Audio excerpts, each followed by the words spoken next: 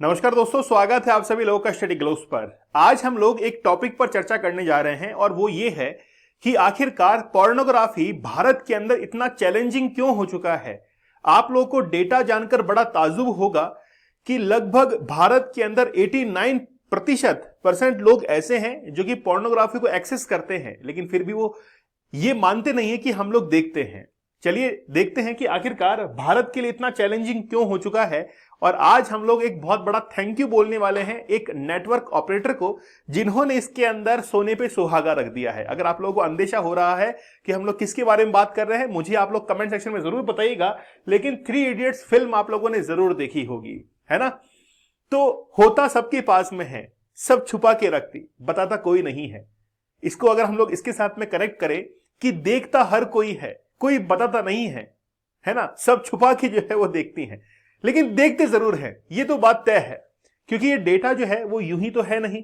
बहुत सारे लोग इस बारे में जो है वो एडिटोरियल्स को लिख चुके हैं। बहुत सारे डॉक्टर्स, बहुत सारे जो सेक्सोलॉजिस्ट हैं, उन्होंने इस बात को कंफर्म किया है कि भारत के अंदर लगभग 90% लोग जो है वो इस कंटेंट को एक्सेस कर रहे हैं। लेकिन हमारी जो जनरेशन है वो 2 पार्ट के अंदर डिवाइड हो चुकी है। बात करते हैं उसके बारे में, लेकिन उससे पहले 75 डेज का हार्ड चैलेंज अब अपने 3rd फेज के अंदर पहुंच चुका है। लास्ट के जो 25 डेज हैं वो गोल्डन एरा की तरह हम लोग लेकर चल रहे हैं, मतलब ट्रांसफॉर्मिंग टाइम है। अब तक अगर आप लोगों ने ज्वाइन नहीं किया तो जरूर ज्वाइन कीजिए, क्योंकि 25 डेज के अंदर सभी सेशंस का निचोड़ हम लोग देखने वाले हैं। जितनी भी टेक्निक्स हैं उनका प्रैक्टिकल हम लोग देखने वाले हैं कि किस तरीके से आप लोग इससे बच सकते हैं। प्रैक्टिकल टिप्स आप लोगों को दी जाएंगी और खास बात है कि आप अपनी मेमोरी को कैसे बूस्ट कर सकते हैं, वो तमाम जानकारी आप लोगों को मिलने वाली है। इसलिए लास्ट के 25 डेज आप लोग जरूर ज्वाइन कीजिएगा। चैलेंज कूपन कोड यूज कीजिए, जिससे आप लोग को डिस्काउंटेड प्राइस के अंदर ये अवेलेबल होगा। सबसे पहले हम लोग बात करते हैं कि आखिरकार इंडिया के अंदर चल क्या रहा है पोर्नोग्राफी को लेकर। In India, while viewing sexually explicit material in private space, Bharat के अंदर जब भी कोई प्राइवेट स्पेस में अगर पोर्नोग्राफी को एक्सेस कर रहा है तो वो इलीगल नहीं है। सेक्शन 67 ये कहता है, जो कि इंफॉर्मेशन टेक्नोलॉजी एक्ट 2000 के अंदर बनाया गया था और 2016 के अंदर उसको अमेंड भी किया गया था। वो कहता है कि illegal for anyone to publish और ट्रांजिट ऑब्सीन मटीरियल, और इलेक्ट्रॉनिक फॉर्म के अंदर अगर कोई मटेरियल ऐसा है जो कि एडल्ट कंटेंट उसके अंदर है, अगर उसको शेयर करता है, पब्लिश करता है, तो वो उसके लिए सेक्शन लागू होता है सेक्शन 67, और उसके तहत इसको इलीगल जो है वो करार दिया जाता है। लेकिन बात यह है कि ग्लोबली जो है इसकी डिमांड इतनी बढ़ चुकी है कि बेसिकली डिमांड के चलते कई जो सप्लाईज हैं वो की जाती है। जैसे कैलिफोर्निया, जिसको हम लोग सिलिकॉन वैली कहते हैं, वहां पर विश्व के अंदर सबसे ज्यादा एडल्ट जो कंटेंट है इसका एक्सेस होता है, इसको जो है प्रोडक्शन किया जाता है और पूरे विश्व के अंदर उसको सप्लाई किया जाता है। तो जितना डिमांड रहेगी मार्केट में, उससे दुगनी रफ्तार से सप्लाई जो है वो आगे से किया जाता है। भारत के अंदर अगर बात करें 2019 के अंदर, तो 89% पीपल्स ऐसे थे जिन्होंने पॉर्न वीडियो जो है अपने मोबाइल डिवाइस के अंदर देखे थे, और 2017 की तुलना में उनके अंदर 3% की जो वृद्धि है वो दर्ज की गई थी। मतलब दिन ब दिन जो है वो बढ़ते जा रहे हैं। तो 89% ये नंबर, ये परसेंट आप लोग देख रहे हैं, ये इतना बड़ा नंबर है कि हम लोग इससे ये अंदाजा लगा सकते हैं कि लगभग हर दूसरा व्यक्ति जो है, दूसरा क्या मतलब हर व्यक्ति जो है वो इस पोर्नोग्राफी को एक्सेस कर रहा है। वो बात अलग है कि इसके अंदर मेल कैंडिडेट की संख्या ज्यादा है, फीमेल कैंडिडेट की संख्या कम है, लेकिन इतनी कम भी नहीं है। अगर हम लोग भारत के अंदर देखें तो 2 जनरेशन जो है वो इसके अंदर इन्वॉल्व है। पहला है जिनकी एज 40 साल से कम है, और दूसरे वो हैं जिनकी एज 40 साल से ज्यादा है। जिनकी एज 40 साल से कम है वो हमेशा एक बात को कहते हैं कि इससे जो है पोर्नोग्राफी से violation of their moral values जो है उनका कहीं ना कहीं वायलेशन होता है। Attack of their Holi culture, जो भारत की संस्कृति है उसके ऊपर कहीं ना कहीं अटैक होता है। और डिग्रेडेशन ऑफ वुमेन, मतलब महिलाओं के प्रति ऑब्जेक्टिफिकेशन बढ़ता है, महिलाओं के प्रति निरादर जो है वो भी बढ़ता है। ऐसा कहना है जिनकी एज 40 साल से ऊपर हो चुकी है। जो 40 साल से नीचे है उनका क्या कहना है वो सुनिए। वो कहते हैं कि बेसिकली थ्रिल है, एज सेंस ऑफ अकम्प्लिश्ड, ठीक है। वो कहते हैं कि बेसिकली रिबेलियन है और ग्रेटिफिकेशन है। ऐसे कई वर्ड जो है यूज करते हैं। मतलब इसमें क्या थ्रिल है भाई?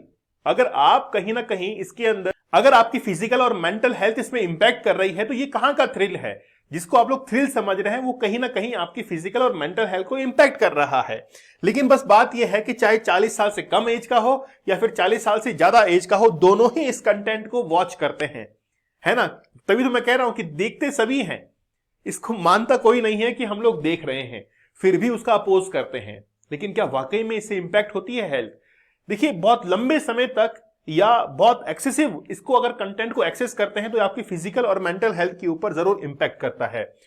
देखिए, अपुरुमा जो कि एक सेक्सोलॉजिस्ट है, उन्होंने कहा है, उनका बिलीव है that in a country such as ours where parents still shut their childrens eye, मतलब जब भी हम लोग टीवी वगैरह देखते हैं तो अगर कोई बच्चा अपने पेरेंट्स के साथ में बैठा हुआ है, अगर वहां पर फिल्म के अंदर टीवी पर ऐसा कोई सीन आ गया है तो पेरेंट्स अपने बच्चे के आंखों पर हाथ रख लेते हैं कि भाई देखने की आवश्यकता नहीं है। लेकिन बच्चे के अंदर तो एक उत्सुकता जो है वो जाग उठी है, उसका सबकॉन्शियस माइंड डोपामिन जो है वो रिलीज कर चुका है कि अब तो इस कंटेंट को देखा जाए, और फिर उसको एक्सेस करना शुरू कर देता है।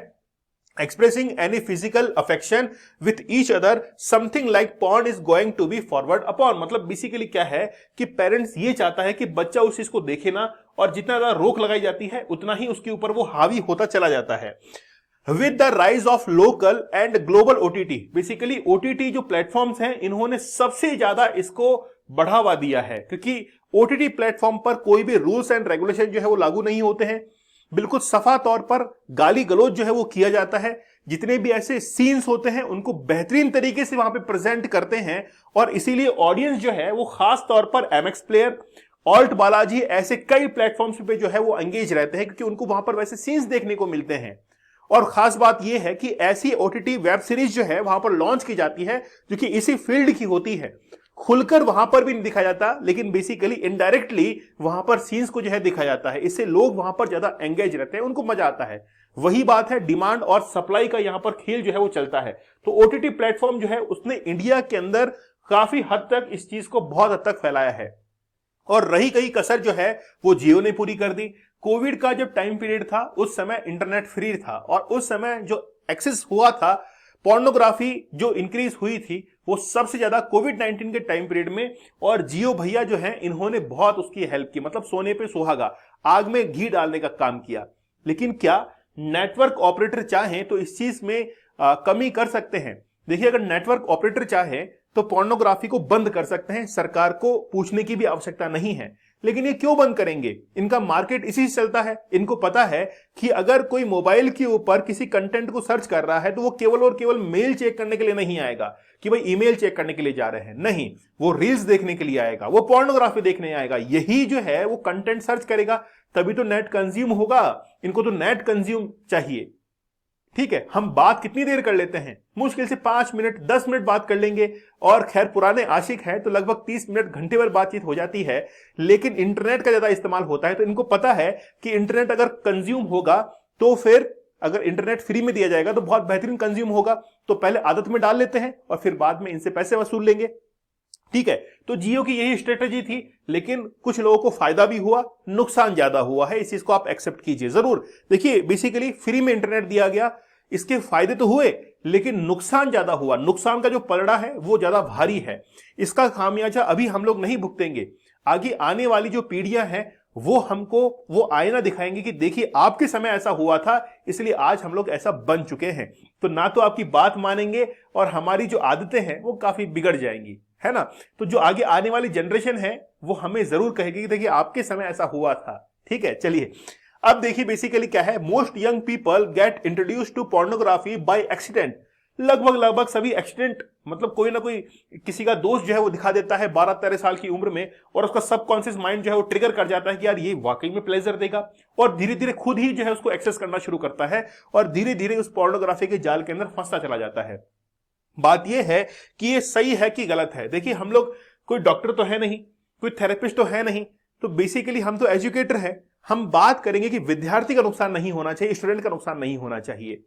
और जब भी कोई स्टूडेंट पढ़ाई करता है तो उसको डिस्ट्रैक्शन नहीं चाहिए। अगर कोई भी व्यक्ति अपना करियर सेट करना चाहता है, अगर उसके करियर के अंदर कहीं भी डिस्ट्रैक्शन है, कोई भी अगर व्यवधान उत्पन्न कर रहा है, तो फिर वो उसके लिए गोल अचीव करना बहुत मुश्किल हो जाएगा। तो बस मेरा कहना यह है कि आप फोकस अगर रहना चाहते हैं, कंसंट्रेट रहना चाहते हैं, तो आपको पोर्नोग्राफी छोड़ना पड़ेगा। और अगर वाकई में छोड़ना आप लोग चाहते हैं तो पढ़ाई के साथ साथ या कोई भी आप काम कर रहे हैं, बिजनेस वगैरह कर रहे हैं, 75 डेज के हार्ड चैलेंज को जरूर लेके चलिए। और आप लोग ये सोचिए कि कोई 75 दिन तक हमारे साथ में खड़ा हुआ है, हमको यहां पर मेंटरशिप दे रहा है तो हम लोग क्यों ना उसकी हेल्प करें। इसीलिए आप लोग लास्ट के 25 डेज जो कि हमारे कल से शुरू होने वाले हैं इसको जरूर एक्सेस कीजिए और लास्ट के 25 डेज में बेहतरीन टेक्निक्स आप लोग को बताई जाएंगी, ठीक है, क्योंकि ये हमारा ट्रांसफॉर्मिंग टाइम है। चैलेंज कूपन कोड यूज कीजिएगा जिससे आप लोग को डिस्काउंटेड प्राइस के अंदर ये अवेलेबल होगा। टेलीग्राम चैनल आप लोग जरूर ज्वाइन कर लीजिए, ठीक है। तो क्या आप लोग 75 डेज का चैलेंज एक्सेप्ट करते हैं? मुझे आप लोग कमेंट सेक्शन में जरूर बताइएगा। तो मिलते हैं आप लोगों से अगले सेशन में, तब तक के लिए धन्यवाद, थैंक यू, जय हिंद।